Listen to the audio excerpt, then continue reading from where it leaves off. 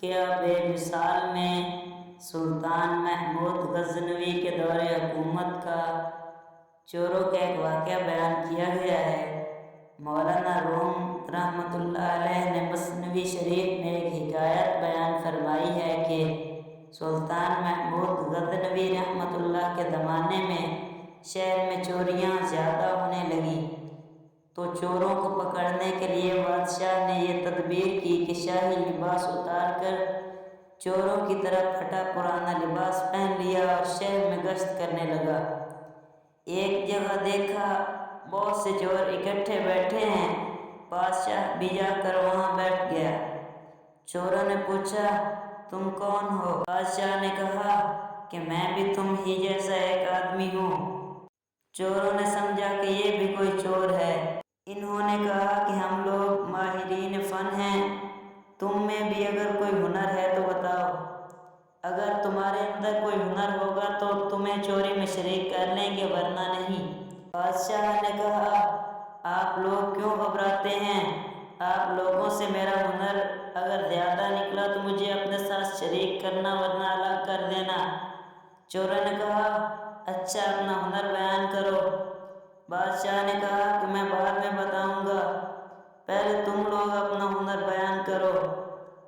تب ایک چور نے کہا، میرے پاس یہ فن ہے کہ میں اونچی سے اونچی دیوار پھاند کر مکان میں داخل ہو جاتا ہوں، چاہے بادشاہ کا قلعہ ہی کیوں نہ ہو۔ دوسرے چور نے کہا کہ میری ناک میں یہ خاصیت ہے کہ جہاں خزانہ مدفون ہوتا ہے میں مٹی سونگھ کر بتا دیتا ہوں کہ یہاں خزانہ ہے۔ تیسرے چور نے کہا کہ میرے بازو میں اتنی طاقت ہے کہ چاہے کتنی ہی موٹی دیوار ہو، میں گھر میں گھسنے کے لیے اس میں سوراخ کر لیتا ہوں۔ چوتھے نے کہا کہ میں ماہر حساب ہوں، کتنا ہی بڑا خزانہ ہو چند سیکنڈ میں حساب لگا کر تقسیم کر دیتا ہوں۔ پانچویں نے کہا کہ میری آنکھوں میں یہ خاصیت ہے کہ جس کو اندھیری رات میں دیکھ لیتا ہوں دن میں اس کو پہچان لیتا ہوں۔ اب سب چوروں نے بادشاہ سے پوچھا کہ اے چور بھائی، تمہارے اندر کیا خاص بات ہے؟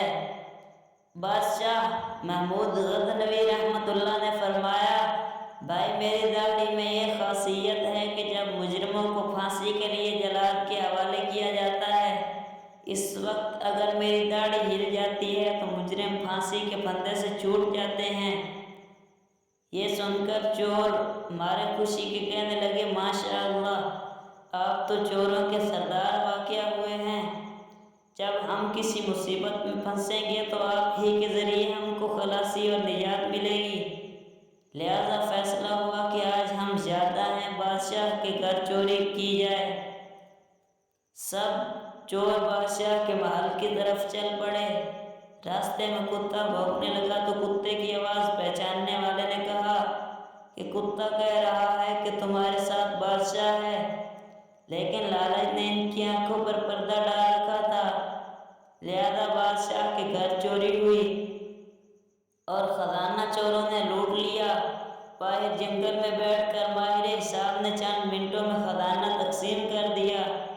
بادشاہ نے کہا کہ سب لوگ اپنا اپنا پتہ لکھوا دیں تاکہ آئندہ جب چوری کرنا ہو تو ہم لوگ آسانی سے جمع ہو سکیں۔